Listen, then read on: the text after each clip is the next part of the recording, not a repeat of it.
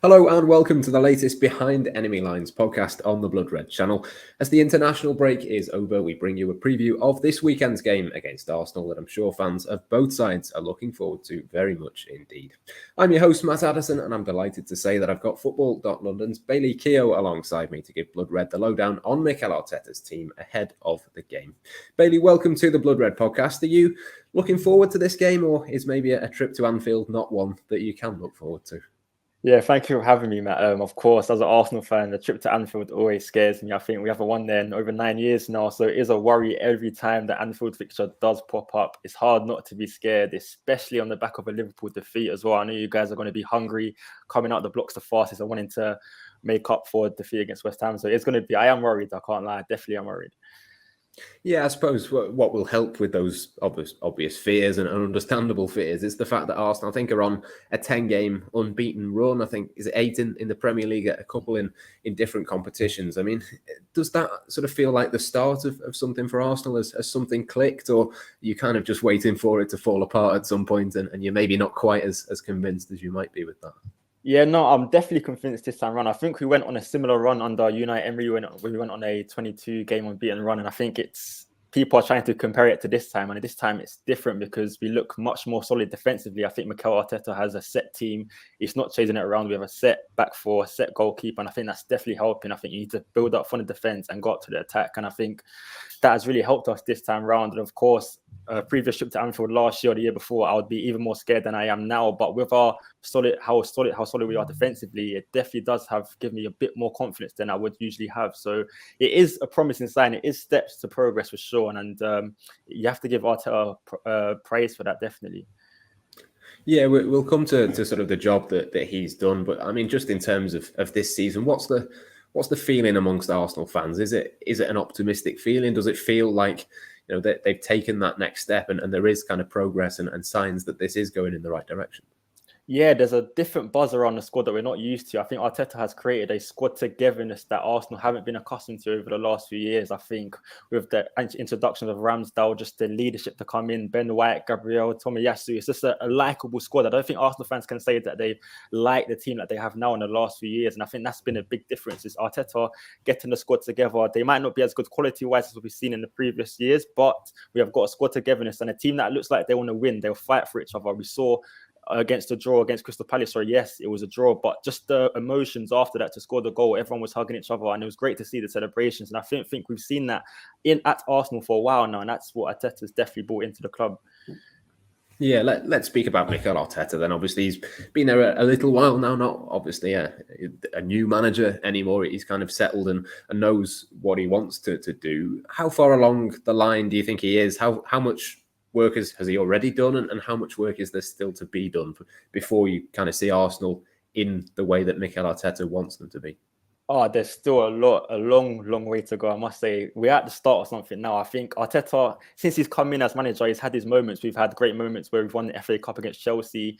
We've beaten Manchester United. We've beaten Liverpool, for example. And what we can't do is maintain consistency. We seem to have a major result and then we just slump again suddenly. We saw against Tottenham this season even. We had a major result and then against Crystal Palace, we came back down to earth again. And I think with Arteta, it's about maintaining this consistency. And the game against Liverpool will be a great signifier of how far Arsenal have actually come now. This will be a great chance to see if this is a real thing or if the form is just good form, and Arteta has been getting lucky, as you could say, over the last 10 games. But there's definitely been progress, and yeah, so Arteta, this game I think against Liverpool will be definitely a good point to see how far we've actually gone.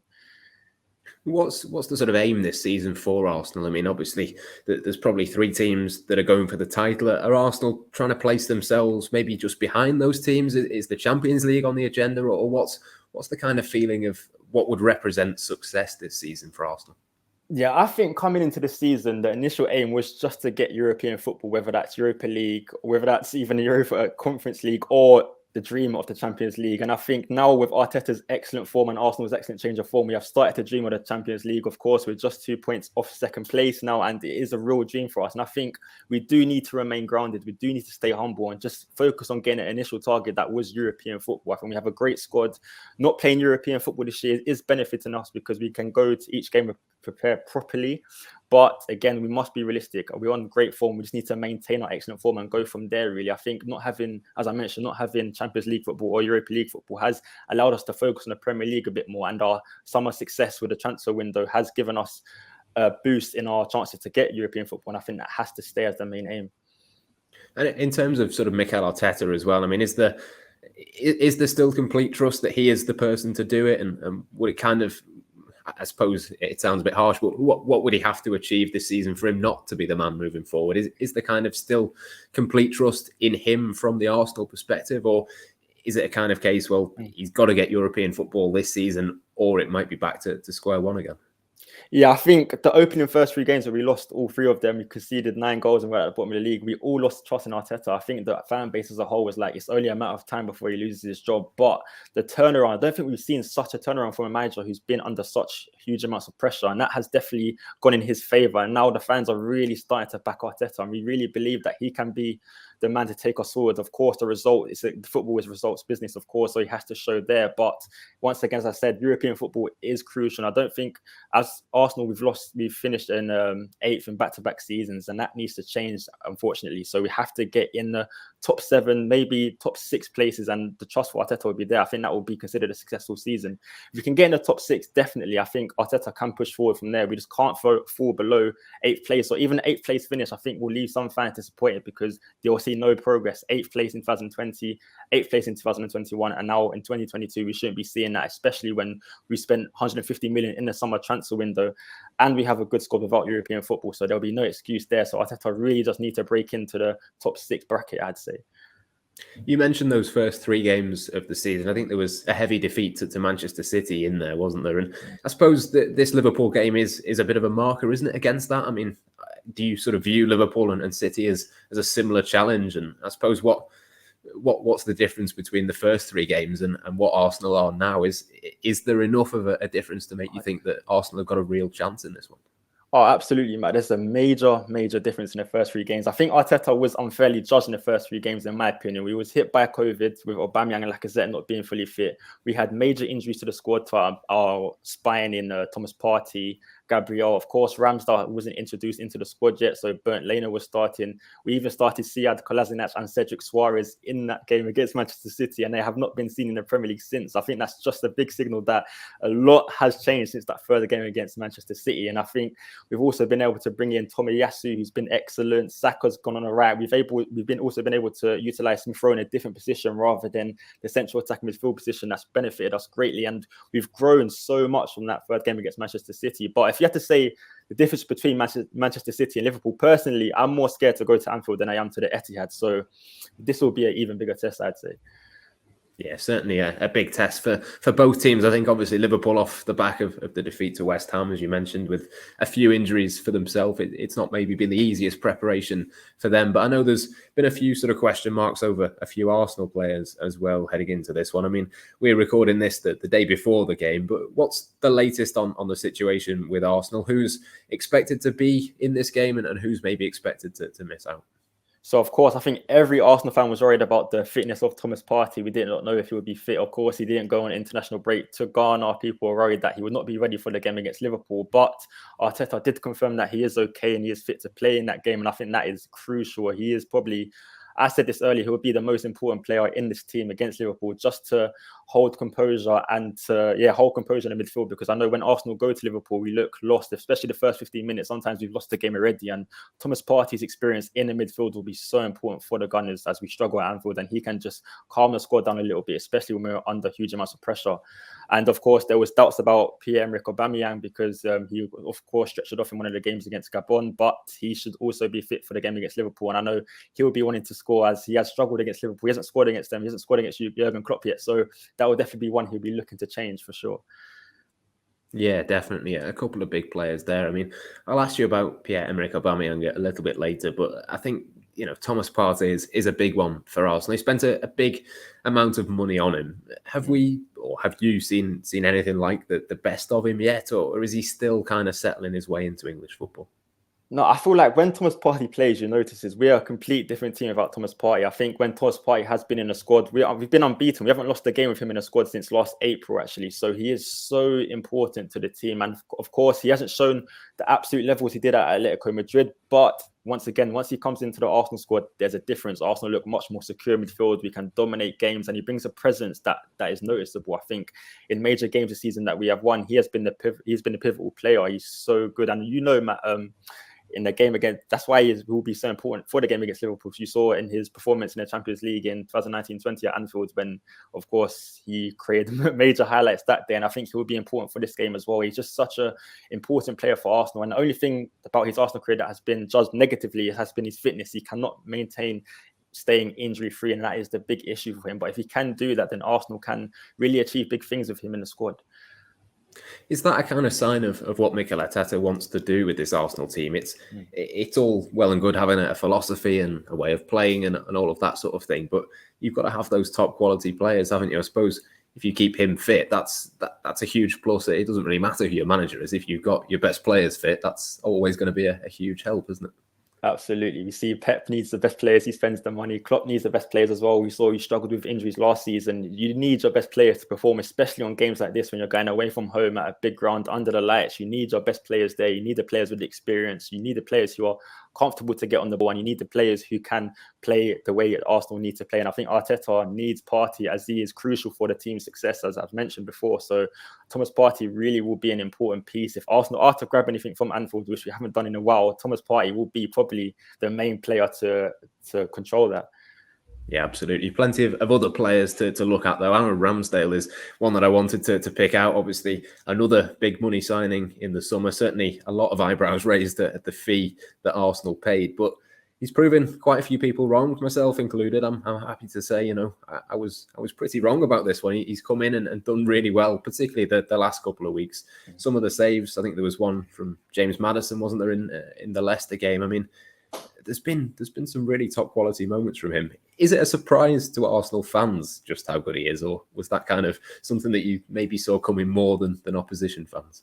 No, I'd be lying to you, Matt, if I didn't say I was worried about the price that we initially spent for him as well. I think every Arsenal fan are surprised and, of course, loving how good Aaron Ramsdale actually is. He's come in and he's just set the squad ablaze. I think he has been the main reason why Arsenal have been able to keep 7 clean sheets. So he's been so important to the squad, not just for his saves, but also for his leadership and controlling of the defence. You can see between every save, he's saying, come on, he's fighting with the players. I think there was a moment between him and Kieran Tierney against Burnley when we won 1-0 away, and they just had that little argument of when Kieran Tierney could have cleared the ball away quicker. But it's so good to see, because we're not used to that at Arsenal with the defence. Usually we're criticised for being too weak and not caring enough. But Ramsdale, he brings that real passion into the back line that we have missed at Arsenal, and he's just been a magnificent signing. And against Liverpool, he will be crucial, because I know Liverpool will be coming firing out of the blocks, and he will have shots firing at his goal, so he will need to make the saves. And we've seen the saves against Leicester, the James Maddison free kick, the Lucas Moura shot as well in the North London derby. That was crucial. And Ramsdale has got the ability to keep clean sheets in big games, and I think he has been a real positive signing, arguably Arsenal's best signing of the summer. That has been a successful transfer window, in my opinion. And it's not just sort of defensively from him as well. It's in terms of the distribution. We talk so much from a Liverpool perspective about Alisson and the big goalkeepers. That's huge, isn't it? And I think, we spoke about the philosophy that Mikel Arteta had before. Again, if you have the right player in the right role, the same as Thomas Partey, it's a huge thing, isn't it? I mean, Liverpool fans know all too well how much of a difference Alisson made. I don't think Aaron Ramsdale has quite done that just yet, but there are signs that maybe that's in that kind of right direction for him. Yeah, definitely. I think he's only 23 years old at the end of the day, and he has the ceiling so high for him. He can definitely reach that bracket. I think Arteta of course, he was under Pep Guardiola. He was a coach under Pep Guardiola, and he saw how Addison affected the squad going forward and for the attacking phase of playing. I think Arteta has seen that in Aaron Ramsdale, and he can believe that Aaron Ramsdale will also be able to do the same thing. And I can see it as well. Aaron Ramsdale, he has got the potential, of course, in the game against Liverpool. So it'll be so important just to get the ball forward, to Aubameyang, to, like I said, to hold the ball up. And Ramsdale has the potential to be a top keeper in the Premier League. And of course, he's already played for England now. I think he will be England's number 1 in a few years. I think there's no doubt in that. And that will just lead to his experience, and that'll be so helpful for him to become one of the top keepers in the world for sure. Yeah, certainly a big part of the unbeaten run for Arsenal. Ben White, I wanted to ask you about as well, obviously just in front of the goalkeeper at centre-back. He's one that Liverpool scouted extensively and looked at, but decided not to go for him, probably, I think, because of the big price tag. But it was one that Arsenal did go for. I mean, how is he getting on? Have you been impressed with him so far? And obviously, it's early days to have justified a £50 million fee, but are there signs there that might happen at some point in the future? Yeah, of course. I think with Ben White, he started off shaky. The opening game against Brentford did not help him or his nerves, because he came under huge scrutiny after that performance when Arsenal lost against Brentford. But since then, he's come on. He's done really well. I think it took him a little bit of time to get into the mood, but the introduction of Gabriel back into the side alongside him has really helped him just to push forward and gain some confidence in the squad. And now he's one of Arsenal's most important players. He has had some crucial moments in the game against Watford. He basically got the assist for Smith Rowe. In the game against Tottenham, he made that important tackle on Harry Kane when Arsenal went on to score through Bukayo Saka. So he is really an important player to Arsenal squad, and he has the potential to be once again another England starting centre back. And he has been one of the most important reasons for the Arsenal success so far in the unbeaten run. He has played a major part in that for sure. How big a test do you think it'll be for him to come up against Liverpool? Is it, in the same sort of way that it's a test for Arsenal as a team? Is this a big test for individuals like Ben White, Aaron Ramsdale, to sort of win their own individual battles within this game? I suppose that would be just as much of a step forward, really, as it would be for Arsenal as a team collectively as well.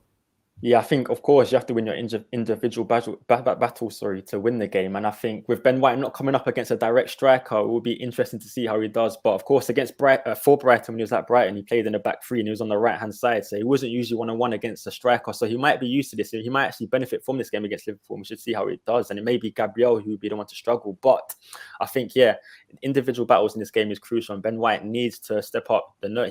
He needs to lose the nerves, because Anfield will be on his back every time he touches the ball, every time Aaron Ramsdale touches the ball too. And I think it's just keeping their composure. They're very young. They're still 23 years old.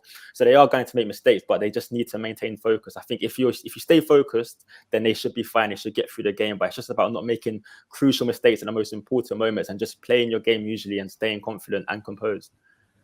Yeah, so we've talked about the goalkeeper, the defence and the midfield. Then let's go on to the attack. As I mentioned, we'll talk about Aubameyang at some point. But I wanted to sort of group Bukayo Saka and Emile Smith Rowe together. Two players that have come a long, long way over the last few months. I have to say, I wasn't 100% convinced with Smith Rowe in terms of the end product and that sort of thing last season. But it seems like he's taken a big step forward this season. Obviously got his England debut during the international break. Are Saka and Smith Rowe guaranteed starters now for Arsenal? Have they sort of elevated themselves to a position where you just can't really drop them? Oh, absolutely. They're the biggest reasons for Arteta's transformation this season, I think. As soon as Arteta changed the system and put Smith Rowe on the left and Bukayo Saka on the right, we suddenly started to see an attacking fluidity that we did not see at the start of the season.